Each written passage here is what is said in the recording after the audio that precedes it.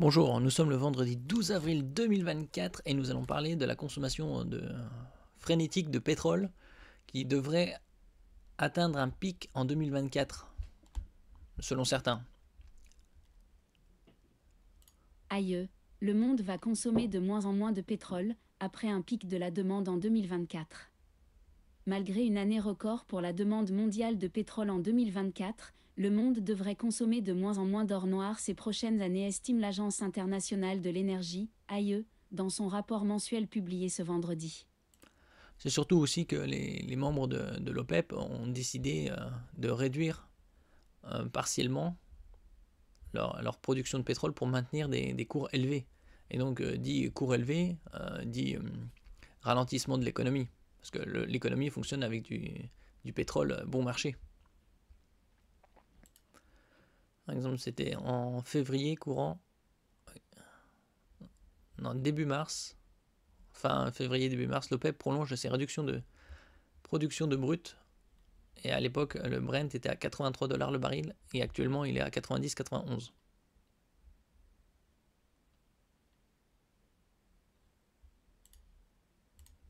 Voilà une nouvelle encourageante pour le climat. L'appétit du monde pour le pétrole continue de s'essouffler, a indiqué ce vendredi l'Agence internationale de l'énergie, AIE, dans son rapport mensuel. De toute façon, pour le climat, oui, si ça s'est ralenti, ça aura peut-être moins d'impact, mais ce qui est lancé est déjà lancé. Hein.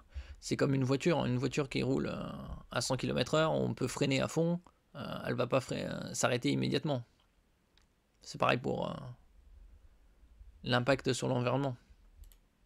La croissance de la demande mondiale de pétrole est actuellement en plein ralentissement et devrait tomber à 1,2 million de barils par jour cette année et à 1,1 million de barils par jour en 2025. A souligné l'agence de l'énergie de l'OCDE basée à Paris.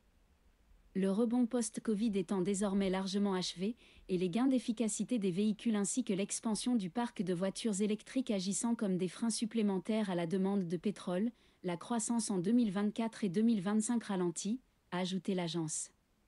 Ces prévisions laissent entrevoir un pic de consommation pour cette décennie, a affirmé l'AIE conformément à ses précédentes analyses. Elle précise qu'au premier trimestre, la demande de pétrole a augmenté de 1,6 million de barils par jour, contre plus de 3 millions de barils quotidiens au milieu de l'année dernière. En même temps, 2020, 2021, 2022, c'était aussi un ralentissement à cause du Covid. Et en 2022, c'était février, c'est aussi le conflit entre l'Ukraine et la Russie, où le prix du baril avait augmenté jusqu'à 125, 130 $.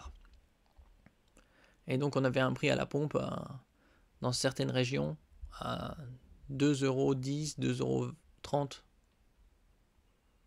€. Donc ça a eu un impact.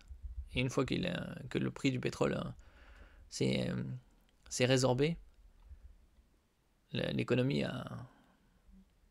s'est envolée à nouveau.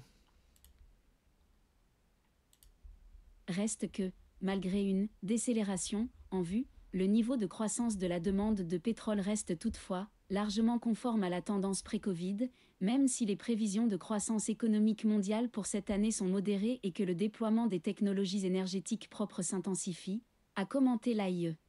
Enfin, les énergies propres, c'est entre guillemets. Certes, les énergies éoliennes et solaires, photovoltaïques ou thermiques, consomment beaucoup de pétrole, que ce soit pour l'extraction et le transport et l'installation. Peut-être à la fin, on peut appeler ça propre, mais c'est pas vraiment propre. Et pourtant, pour l'instant, 90% de l'énergie utilisée dans le monde, c'est de l'énergie à base de pétrole. Charbon et gaz. La demande mondiale devrait même atteindre un niveau record en 2024, à 103,2 millions de barils par jour. Du côté de l'offre, la production mondiale en 2024 devrait augmenter de 770 kbj pour atteindre... Bon, KB c'est kilo, et B c'est baril, et J est jour, c'est-à-dire 770 000 barils par jour. Et MB c'est millions de barils par jour. 102,9 mbj, principalement alimentés par les pays non membres de l'OPEP+, emmenés par les États-Unis. La production hors OPEP+ augmentera de 1,6 mbj, tandis que celle de l'OPEP+ pourrait diminuer de 820 kbj si le cartel des pays exportateurs de pétrole et leurs alliés maintiennent ces réductions volontaires. La demande mondiale en or noir devrait, en effet, rester soutenue en 2024, confirme, en effet, l'OPEP dans son rapport mensuel publié jeudi. Cette demande, robuste, sera en particulier tirée par les régions non membres de l'OCDE, précise l'organisation, citant en premier lieu la Chine suivie par l'Inde, mais aussi le Moyen-Orient, la Russie. De même, des capacités additionnelles et des marges liées à la pétrochimie notamment en Chine et au Moyen-Orient devraient contribuer à la croissance de la demande de pétrole, est-il également indiqué dans le rapport. En outre, les besoins en consommation... Qui plus est, la demande en Chine de pétrole, de barils, diminuera, est en train de diminuer et diminuera, puisqu'il y a de plus en plus d'entreprises qui délocalisent dans des pays comme l'Inde, par exemple comme Apple, où la main-d'œuvre est bien moins chère en Inde qu'en Chine, et surtout avec le conflit qui pourrait s'intensifier entre Chine et Taïwan. De pétrole seront soutenues par une forte demande pour le transport aérien et la bonne santé du transport routier, ainsi que par les performances des secteurs industriels, de la construction et de l'agriculture dans les pays non membres de l'OCDE, souligne l'OPEP. Néanmoins, dans son rapport, l'AIE observe que, malgré une activité aérienne à peu près équivalente, la demande de carburant pour le transport aérien a diminué de plus de 6% au second semestre 2023 par rapport à la même période en 2019. Cette tendance devrait se poursuivre avec l'arrivée d'un plus grand nombre de nouveaux avions. Plus sobre en kérosène, ce qui contribuera à limiter l'effet de la progression. Pas vraiment, puisque certes, les nouveaux avions consommeront moins de kérosène, mais ils seront beaucoup plus nombreux encore. Donc la diminution de l'efficience des réacteurs ne sera pas aussi performante que ça pour que ce soit significatif. Et donc le secteur aérien consommera toujours plus de pétrole. La demande de transport aérien sur l'utilisation du pétrole à moyen terme, a souligné l'AIE à partir de données de la plateforme Airportia. L'industrie du transport aérien mise aussi beaucoup sur les carburants durables, SAF, pour remplacer le pétrole. Ces derniers devraient représenter près des 2/3 de l'effort pour atteindre l'objectif que s'est fixé le secteur, au niveau des compagnies aériennes avec l'Association internationale du transport aérien, IATA, et au niveau des États avec l'Organisation de l'aviation civile internationale, OACI, à savoir atteindre le zéro émission nette en 2050. Le transport aérien représente aujourd'hui environ 4% des émissions de CO2 dans le monde. Ouais, le transport maritime, c'est plus ou moins le double.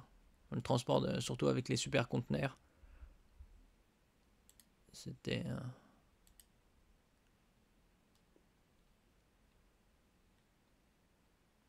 Oui, c'était aux alentours de 10%. Dans cette optique, l'Union européenne a adopté, en septembre, le règlement Refuel Aviation, un texte qui instaure à partir de 2025 l'obligation d'incorporer en moyenne 2% de SAF dans le kérosène des vols en Europe et au départ de l'Europe, puis 6% en 2030 avant une accélération, 20% en 2035, 34% en 2040 et 42% en 2045 pour un objectif final de 70% d'incorporation en 2050. Avec AFP. Voilà, ils sont déjà en 2025 avec 2%, c'est vraiment minime. Et 6% multiplié par 3 en 2030, et passer de 6 à 20% en 5 ans, puis de 20 à 34 en 5 ans également, et après de 42 en 2045 à 70%, c'est vraiment très, très, très ambitieux, voire irréaliste, à moins de réduire significativement le nombre d'avions, ou d'améliorer leur efficience. Là, pour l'instant, le baril est à 90-91 $. Sur un an, il est quasi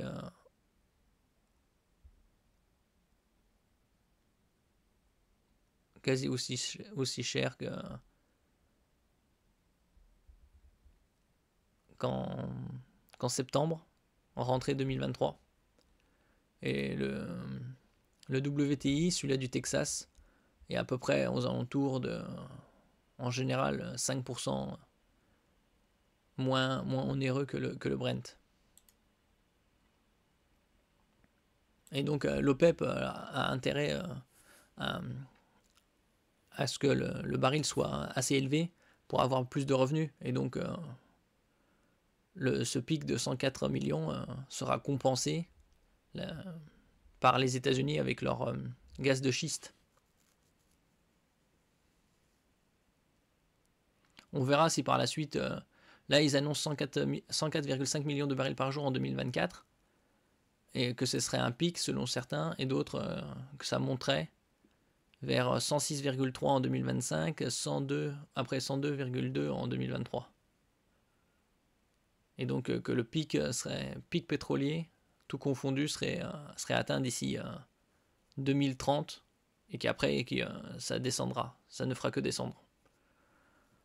À voir, hein, parce que dans les années 70, ils en parlaient aussi que dans les années 2000, il n'y aurait plus de pétrole, ou la dernière goutte serait en 2010, et que ça diminuerait. Et finalement, c'est pas encore le cas.